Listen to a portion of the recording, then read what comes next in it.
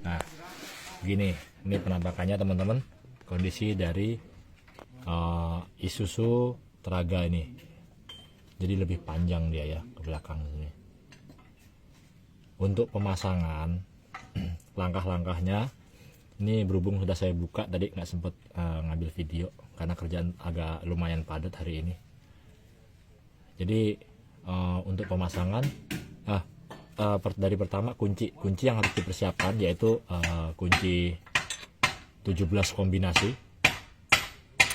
ya, atau sok boleh.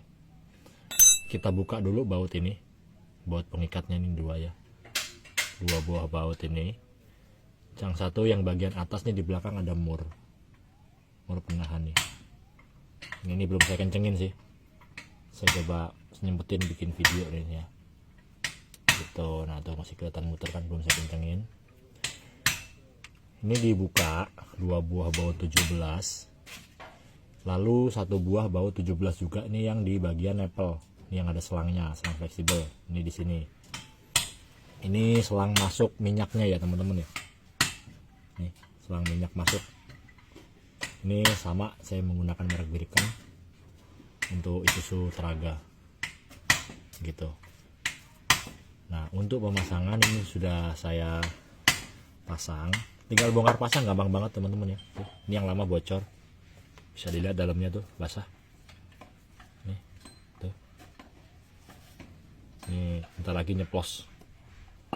Hanya ini saya ganti menggunakan Traga karena lebih kuat. Ini mobil kantor jadi lebih sering jalan ya intinya. Karena keluhan dari owner tadi itu minyak kopling sudah berkurang banyak, udah nambah setengah. Begitu saya cek ternyata di bagian master bawahnya, master bawahnya bocor ya. Nah di sini kita pasang, kalau saya menggunakan impact jadi lebih untuk mempercepat pekerjaan nih, kayak gisok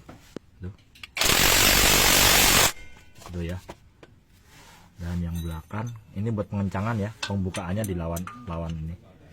Nah ini kita tahan belakang lalu kita kencangkan. Ini saya pakai impact, pakai alat jadi lebih mempercepat pekerjaan sih intinya. Setelah itu ini kita kencangkan juga, jangan ada yang kelewat ya teman-teman ya.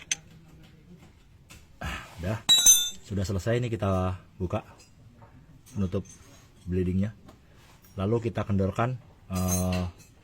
Cara buat buang angin atau bleeding ini tekannya nih ya sekarang.